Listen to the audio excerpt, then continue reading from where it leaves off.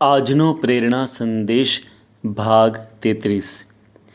માણસને પરતંત્ર રહેવું ગમતું તો નથી, સ્વતંત્રતા તો બધાને ગમે જ છે, પણ જો માણસ નિયમોમાં ન રહે તો રોગનું દુઃખ પણ સહન કરવું પડે છે। એટલે આજે કેવી પરિસ્થિતિ નિર્માણ થઈ છે કે ઘરમાં જો બેસીએ તો કંટાળો આવે છે અને બહાર જઈએ તો બીમારી વળગે છે। તો શું કરવું જોઈએ?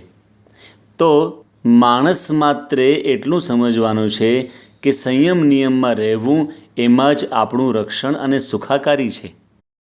આ વાતને સમજવા એક સત્ય પ્રસંગ સાંભળીએ।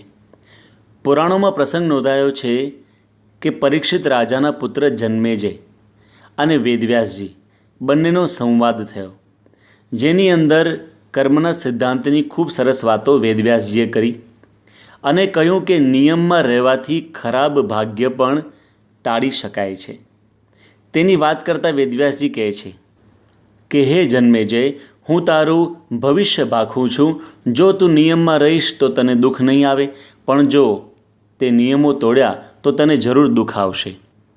આજથી 1 વર્ષની અંદર તું શિકાર કરવા જતો નહીં, કદાચ જાય તો કાળા ઘોડા પર બેસતો નહીં, કદાચ કાળા ઘોડા પર બેસે તો દક્ષિણ દિશામાં જતો નહીં, કદાચ દક્ષિણ દિશામાં જાય તો જંગલની અંદર જતો નહીં, કદાચ જંગલમાં જાય તો ત્યાં એક સ્વરૂપવાન સ્ત્રી હશે તેની સામે જોતો નહીં, કદાચ જોઈ જવાય તો એની પાસે જતો નહીં, કદાચ એની નજીક જાય તો એના રૂપમાં મોહ પામતો નહીં, કદાચ મોહ પામે તો લગ્ન કરતો જ નહીં, કદાચ લગ્ન કરે તો લગ્ન બાદ એનું કયું કરતો નહીં, કદાચ એનું કયું કરે તો એ જ્યારે યજ્ઞ કરવાનું કહે તો યજ્ઞ કરતો નહીં, કદાચ યજ્ઞ કરે તો વૃદ્ધ બ્રાહ્મણોને બોલાવજે, યુવાન બ્રાહ્મણોને બોલાવતો નહીં, કદાચ યુવાન બ્રાહ્મણોને બોલાવે તો એ તારી પત્નીને ન જુએ એમ કરજે, કદાચ બ્રાહ્મણો જુએ તો ગુસ્સે થતો નહીં, કદાચ ગુસ્સે થાય તો શસ્ત્ર ઉપાડતો નહીં, કદાચ શસ્ત્ર ઉપાડે તો બ્રાહ્મણોને સાવ મારી નાખતો નહીં,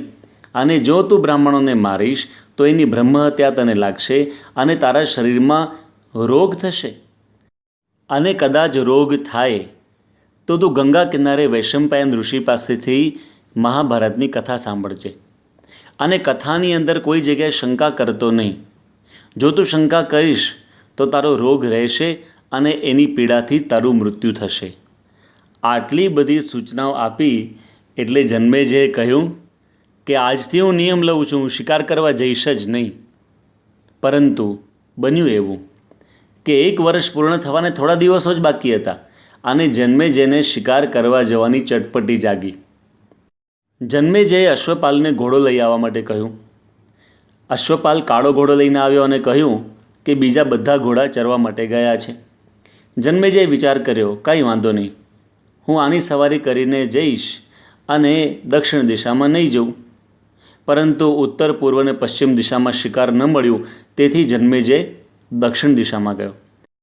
ત્યાં એક હરણની પાછળે પડ્યો, હરણ તેને જંગલ તરફ લઈ ગયું।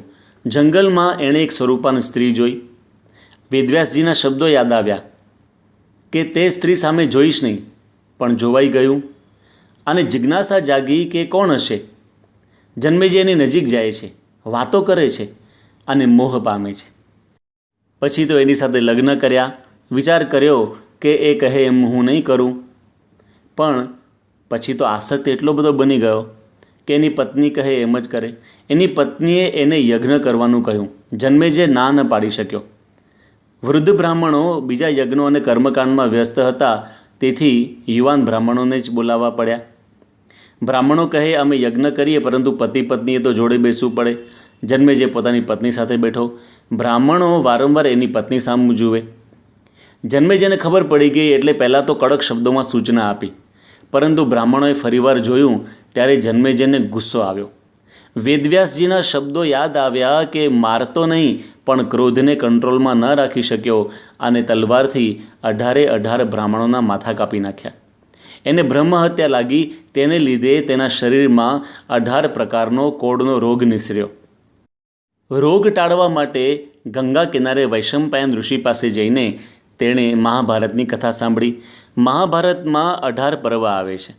17 પર્વ સુધી એને શંકા ન ગઈ, પણ 18મા પર્વમાં એણે શંકા કરી એટલે 17 પ્રકારનો રોગ ટળી ગયો, એક રોગ રહ્યો, જેની પીડાથી જ તેનું અંતે મૃત્યુ થયું. હવે આપણને પ્રશ્ન એમ થાય કે આટલી સૂચનાઓ એને આપવામાં આવી છતાં એ કેમ નિયમમાં ના રહ્યો હોત તો આવું પરિણામ ન આવત ને. પરંતુ આપણને વર્તમાન પરિસ્થિતિનો વિચાર કરતાં ખ્યાલ આવે છે કે આજે સમાજની અંદર ઘણા માણસો આવું જ કરી રહ્યા છે. અભક્ષ્ય આહાર ન કરો વગેરે વગેરે. પરંતુ ઘણા માણસો એવા હોય છે કે આ નિયમોને પરતંત્રતા ગણે છે, અરે બિનજરૂરી ગણે છે, અને પોતે તો દુઃખી થાય છે પરંતુ પોતાના સ્વજનોને પણ દુઃખી કરવામાં નિમિત્ત બને છે. એવા માણસોએ એક કહેવત યાદ રાખવા જેવી છે, if you don't follow the laws you are not loyal to your family, to your society, to your country and not even to yourself. જો તમે અનિવાર્ય નિયમો નથી પાડતા તો તમે તમારા કુટુંબ પ્રત્યે, સમાજ પ્રત્યે, દેશ પ્રત્યે અને તમારી પોતાની જાત પ્રત્યે પણ વફાદાર નથી. So please be an understanding person, use wisdom and don't misuse freedom. સમજદાર બનીએ, સમજનો ઉપયોગ કરીએ અને સ્વતંત્રતાનો દુરુપયોગ ન કરીએ. આ જ સંદેશ સાથે આપના અને આપના પરિવારજનોના સ્વાસ્થ્ય સારા રહે તે માટે પ્રાર્થના સહ જય સ્વામિનારાયણ.